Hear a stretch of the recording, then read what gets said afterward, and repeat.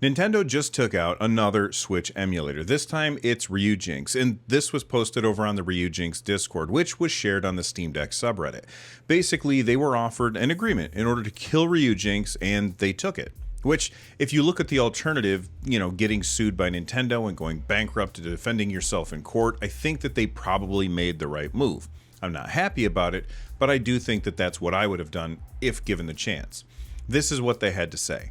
Yesterday, GDK Chan was contacted by Nintendo and offered an agreement to stop working on the project, remove the organization, and all related assets that he's in control of. While waiting for confirmation on whether or not he would take this agreement, the organization has been removed, so I think it's safe to say what the outcome is.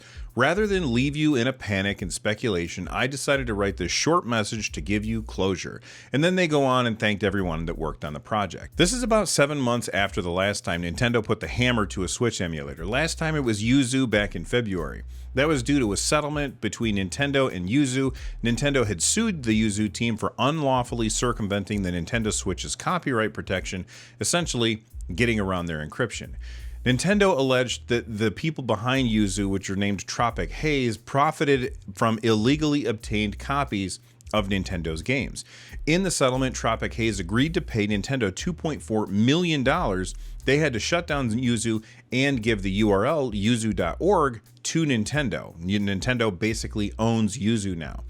Don't forget that Nintendo also went after my friend Russ, aka Retro Game Core, just last week. They went after my other friend, the Fox, a week after the Steam Deck launched.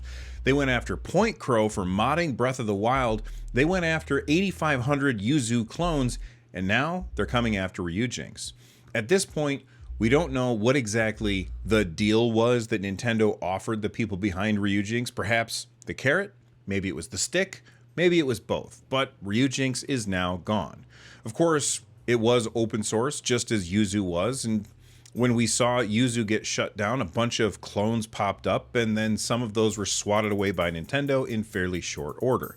I expect the same thing to happen here. I don't think that Switch emulation is dead, but it definitely hit a big speed bump yesterday. I have to say, I totally understand why Nintendo don't want emulation of the Nintendo Switch. I've seen tons of arguments that it's a current generation console and emulation shouldn't be allowed because that perpetuates piracy, which it absolutely does. I agree with that statement. But the Switch is a woefully underpowered device, and I can totally understand why people would want to emulate the Switch in order to get better performance on more powerful hardware. Now, whether or not that's legal is up to lawyers to fight about, and I don't really care about the legality of that. What I care about is the morality. I personally don't pirate Nintendo Switch games. I have only ever played Switch games emulated if I personally had purchased the game, and honestly, emulating the games is too much of a pain in the ass anyway, so I just play on my Nintendo Switch. But that being said, I do get why people want to play on other devices. I'm also not naive enough to think that no one is pirating games. But the issue is that Nintendo seems to keep going after the wrong people here. Emulation is not piracy.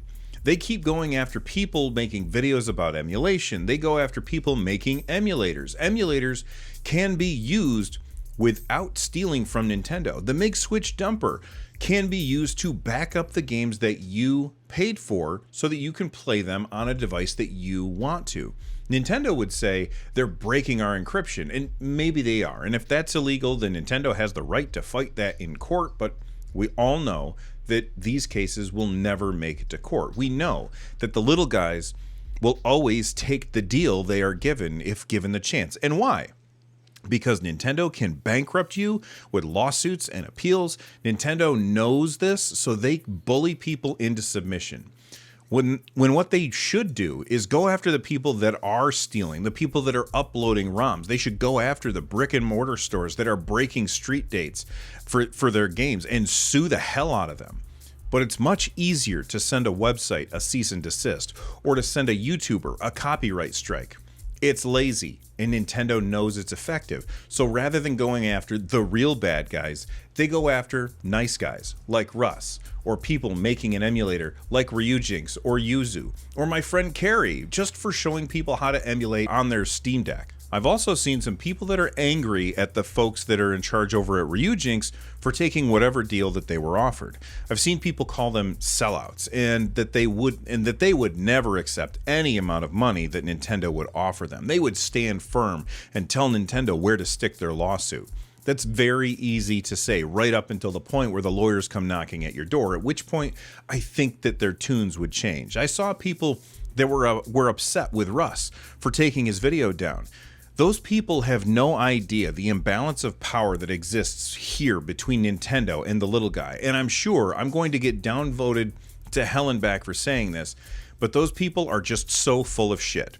Unless you're a billionaire, you're not going toe-to-toe with Nintendo, because if you do, you're going to be paying for that lawsuit for the rest of your life. Nintendo knows that, which is why they can bully people like the Fox, Yuzu, Retro Game Corps, and now Ryujinx. And Nintendo has been ramping up their aggression when it comes to emulation lately, which begs the question, why are they doing it now? Switch emulation has been a fact for quite a while at this point. Why is 2024 the year that Nintendo sits up and takes notice?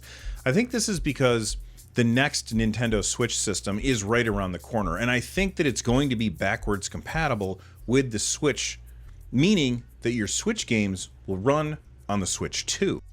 Bill. It's called the Super Switch. Sorry, Carrie, Super Switch. If that new system, which is rumored to be coming out next March on the 9-year anniversary of the first Switch, is in fact backwards compatible and is more powerful than the 9-year-old Switch, and let's be honest, it frickin' had better be, I'm betting that it's going to run Switch games at higher resolutions and frame rates than current hardware. And when you have handheld PCs like the Steam Deck, the ROG Ally, the Legion Go, playing Switch games at higher resolutions and frame rates, using emulation on PC hardware, suddenly emulation becomes competition for Nintendo's latest hardware. So it's pretty understandable why Nintendo would want to stop people from playing their games on other hardware, because it would make it less appealing for you to go out and buy the Super Switch. I don't like it. I don't think that Nintendo should do that, but I understand why they're doing it. I also think that the Super Switch will just be a more powerful version of the current Switch. This is really important, because if that's true, that means that people who are working on emulation won't have super heavy lifting to do to get a Super Switch emulator working. They'll have to do some tweaking, but once they get it worked out, simply having more powerful hardware could be enough to get emulation working on Super Switch games. And if the leaks about the Switch are to be believed, this thing is not going to be super powerful. We're talking 12 gigs of RAM, a tiny battery, because Nintendo are the absolute kings of optimization. And because of that, Super Switch games emulated on the next Steam Deck or other PC handhelds, they're just not going to be very hard to get over that line. So again, I understand why Nintendo wants to end emulation, but emulation is legal depending on where you live, and Nintendo, well, they can screw off. Now, every time I post something about this, I see comments from people saying it is morally right to pirate Nintendo games, and I have to say, I could not disagree with that statement more. I would say it's morally right to make backups of your games and play them on hardware that you want to play them on. I think that that is totally fair. I also think it's fair to download a game that is not commercially available for you to purchase. Sure, you could go to the store and buy a used copy of the game, but you'll usually be paying way above normal sticker price these days. And if a publisher shuts down stores or refuses to give customers a way to legally obtain a game, I have no moral problems with downloading a game in that case, especially when companies like Nintendo shut down their stores, like the Wii U and 3DS shops recently got shut down, effectively harming some game preservation in the process. In those cases, sail the seas, my friend. That's the only option. If Nintendo wants to give us other options, I think that most people will gladly take them. That said, to pirate games that you didn't pay for that are currently available for purchase is never something that I would support or recommend. I'm fine with people saying boycott Nintendo if that's what people want to do. Perfect. vote with your wallet, and show Nintendo that we have enough games that we don't need them. But people boycotting Nintendo shouldn't be playing Nintendo games because that is stealing, and stealing is wrong. I'm sure the comment section will have posts from people saying downloading a ROM of a game that you own is also wrong, but I don't agree. Is it legal? Well, I mean, that's kind of a gray area. I'm not sure, but is it immoral? I don't think so. If you paid money to access a game, that I don't think it really matters how you access it, no matter what the law actually says. That being said, I am not giving legal advice here. But if you're playing games that are currently for sale in a store, then you should pay for those games, full stop. I was complaining about Nintendo to someone recently, and they asked me, will I boycott Nintendo after what they did to Russ? And I said, no, I don't. I don't think I will. And the reason why is because I love Nintendo games. When the Switch 2 comes out... It's called the Super Switch. Sorry, Super Switch. When that comes out, I'll be buying it. I'll be buying games for it. I can rail against Nintendo here in videos for doing shitty things and still enjoy the good things that they do. Just like I can praise Valve for the very cool things that they do and admonish them when they fuck up. This idea that companies are either good or evil is ridiculous. Companies are just there to make money. Every company is there to make money, and they're always going to do what's going to earn their shareholders the most money. Some might say boycotting Nintendo will send a message to Nintendo, and I agree, but that's only if everyone does it, and I mean everyone. Bring me everyone. What do you mean everyone? My point is, boycotting Nintendo would be amazing, but the number of people that actually are aware of what Nintendo is doing right now is very small, and the tiny subset of gamers that know what Nintendo is doing, of that group, the number of people that care is even smaller. It seems like everyone knows and everyone cares in our little bubble of the industry, but I can assure you that most people, they just buy games and they just play games and they could not care less about any of this stuff. And those people are the majority. So if everyone that watched me and everyone that watched The Fox and everyone that watched Retro Game Corps and everyone that used Yuzu and Ryujinx all got together and decided to boycott Nintendo, I still don't think Nintendo would notice. Speaking of emulation, I just got in a new colorway of one of my favorite emulation devices ever, and I don't think it's worth making an entire video about, but I did want to show off the differences between the launch version of the Anbernic RG35XX SP and the newest version. First off, obviously, it's green, and they have a bunch of new different colors. The original one that Anbernic sent me was transparent black, and it is one of my favorite devices of all time. My biggest gripe with it were how loud the face buttons were. These new buttons on the green one seem much quieter, although I don't know if this will actually come through in the video. Here's what they sound like side by side.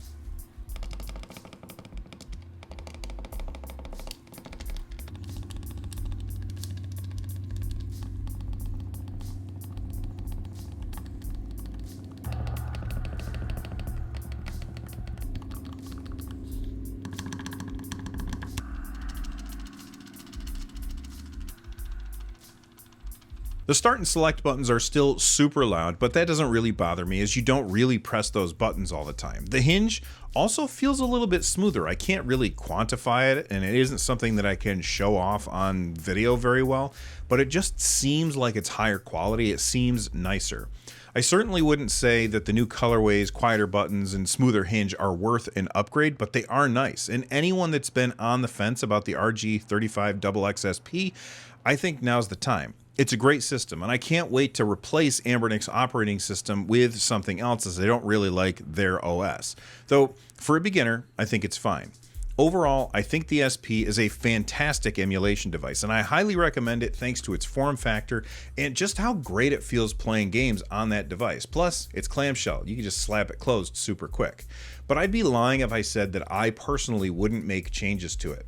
Number one, for me, I want it to be more expensive. Why? Because I want it to have a 120 hertz OLED screen, so I can use black frame insertion in RetroArch, and that would improve the motion blur that you get when you're playing emulated games.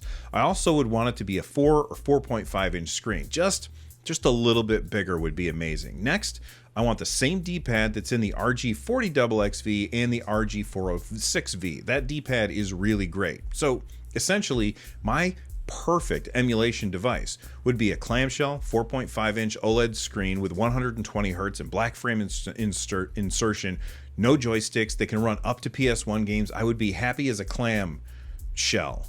From the NerdNest, I'm Bill. Stay rad, everybody. Super Switch.